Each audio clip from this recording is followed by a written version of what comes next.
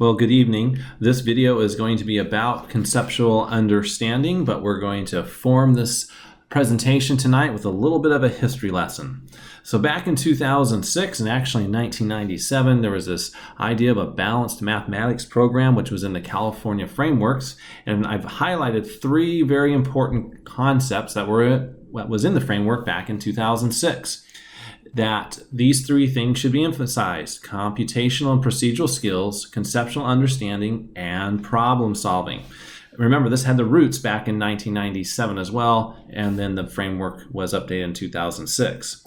Now, if we look at what rigor is, rigor is called out in the California Math Framework of 2016, actually a couple years prior, but this is the current version. Rigor requires those three concepts again: conceptual understanding, procedural skill and fluency, and application. And so what's the difference between the two? We have them side by side, is that we can see what's written in red is that those three concepts are supposed to be approached with equal intensity. And so the CAASPP results and the CAASPP testing allows for the testing environment and the student to be able to demonstrate their knowledge across those three bands in an electronic fashion that back in the early 2000s that was not yet readily available. I've also played side by side just to reemphasize again, these three skills are not necessarily new skills or ideas, but basically what's truly being emphasized is this idea of equal intensity.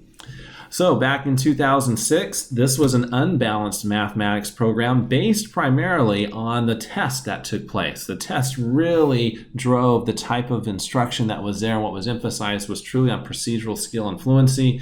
And we have balanced problem solving hiding over here a little bit, and conceptual understanding upside down. Those things were there, but not emphasized.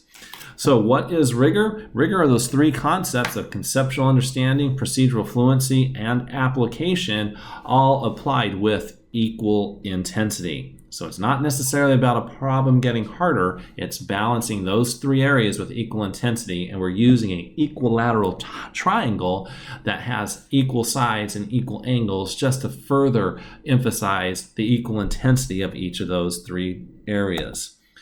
So we're going to go on a little journey with conceptual understanding. That's in red. And what does that mean? Basically, conceptual understanding is these three things. You have concrete information, pictorial knowledge, and abstract. Those three things. And what does that really mean? Well, let's jump over here to the idea of manipulatives. We have in the upper left-hand corner, we have manipulatives. These are little blocks, little cubes. And so kids can definitely count those. Things that you can put in your hand are manipulatives, and that's at the concrete level.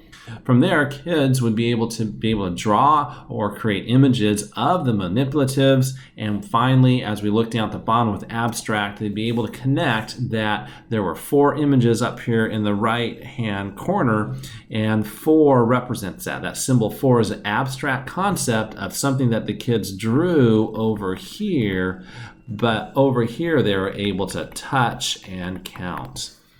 Next, we're going to look at what procedural fluency is. So we're still keeping conceptual understanding. That's that red triangle of concrete, pictures, and abstract. But now we're going to take a look at procedural fluency.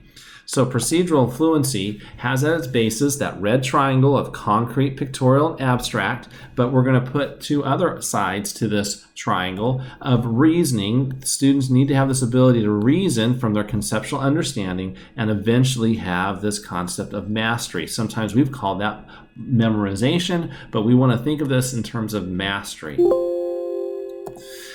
So what does this look like practically? Well, here's our count. Students should be able to count and identify numbers, and that's that red triangle of conceptual understanding. Over here to reasoning, they should be able to take what they've understood in terms of counting and numbers and be able to reason their way through, let's say, an addition problem, both with 7 plus 9 plus 2 is 9. That just gives you a 9 on this incomplete 10 frame because this is still open. But over here, we had to combine 10 frames in order to get to 11. And so students, basically, in terms of adding, a student should be able to say, hey, I know how to add, and they could be able to anchor that into making 10. We certainly want kids to be able to go 6 plus 3 equals 9 with automaticity, or 7 plus 8 equals 15 with automaticity. But if they got stuck, they should be able to base their, in terms of reasoning, come back to making 10 to get to their answer. Now, let's go ahead and look at this final component of application. And application is really why I do math. We need to apply it.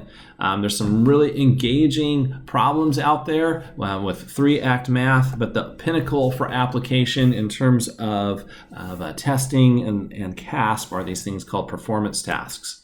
So rigor truly is a balance. Remember, a balance. We want all three of these things balanced between conceptual understanding, procedural knowledge, and application, which is why, again, we're showing this as an equilateral triangle.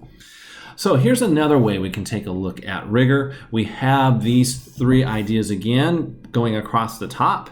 And so we want to build first with conceptual understanding, that concrete, pictorial, and abstract that students will be able to understand. Let's say what the number 4 is, just to have a strong abstract foundation. From there, kids should be able to look at a procedural and have procedural fluency that they can add with automaticity and be able to apply that in real-world problems like 3-act math and performance tasks.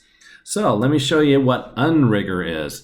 Unrigor is what's happened primarily as far as emphasis took place in the previous standards movement. There wasn't a lot of conceptualization taking place, but very heavy on procedural fluency. We got very good at rule-based mathematics, and sometimes you can call it parrot math. And by and large, word problems were skipped because it took too long, because we had to master the procedural fluency.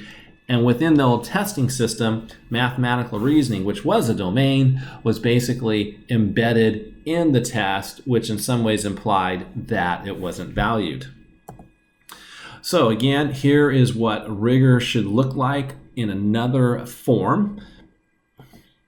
And so what is rigor? Rigor is not about making problems harder. It's not about that. What rigor is about the student's rigorous understanding of a mathematical concept. A student has rigorous understanding of mathematics if the student applies the math conceptually, procedurally, and applicably.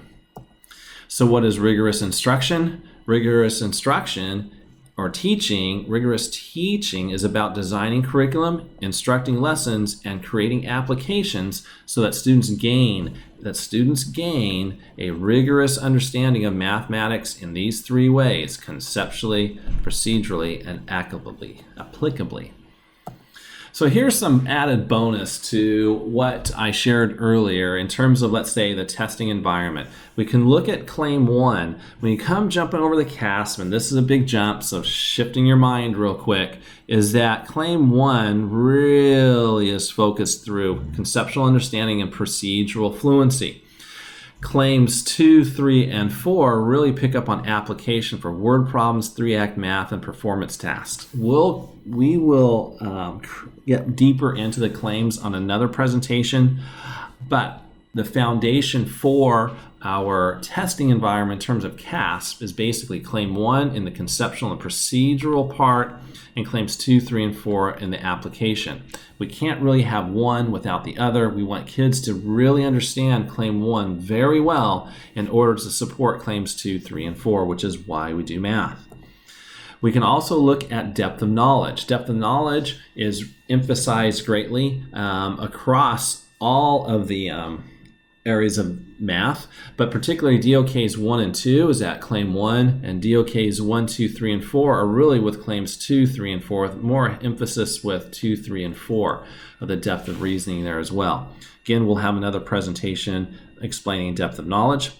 And then finally, 8 SMPs. The SMPs, by and large, are emphasized in the application portion and really within the performance tasks. So as we design our curriculum and we design the learning experiences for students, the big idea truly is to move from conceptual understanding, jump over here to procedural fluency, and jump here to application. Do this in a balanced format and you'll be able to accomplish everything that's up here. And so again, as a quick review, rigor is the balance of these areas of conceptual understanding, procedural fluency, and performance tasks is our rigor. And so this triangle that I'm going to show you here is really going to show you a different dimension to this explanation. So one other way we can look at it, so we've drawn that line. So claim 1 is really everything above the line with conceptual understanding, procedural fluency.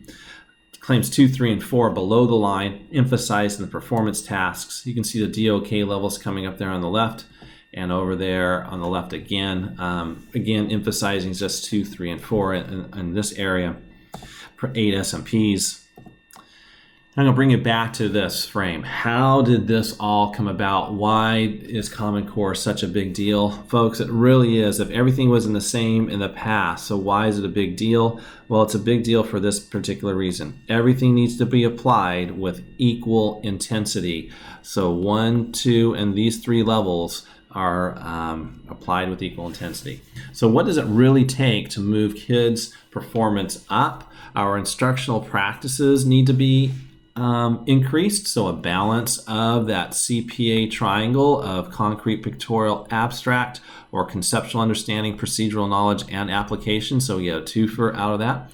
We need Common Core content. The content needs to increase, which it has, and student thinking needs to increase as well. All 3 of these areas, student thinking, instructional practices, and the Common Core content, all 3 need to increase, and that's all based on the task. So remember, task does predict performance. So what we expect kids to be able to do, let's say on a CAASPP environment, or just to be successful in general, well, our biggest predictor is the type of tasks that we're putting in front of kids. So let's make sure that we're balancing all 3 areas of conceptual understanding, procedural knowledge, and application. Lastly, this is the end of this presentation, this component. There will be other presentations created on the 8 SMPs, and we'll also go into depth on the DOK. We want these foundational before we go into these conceptual understanding activities at a future date. Again, this is Yo-Yo Juice Sticks bringing to you some history on conceptual understanding, why it's been emphasized so much in this current Common Core environment.